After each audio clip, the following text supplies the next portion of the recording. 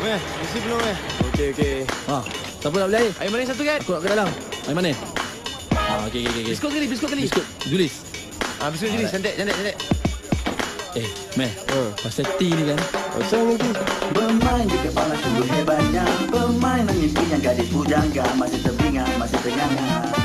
Siapa menjadi pilihan Adinda? Bila aku jadi temanmu, manis senyuman gelak tawamu selalu.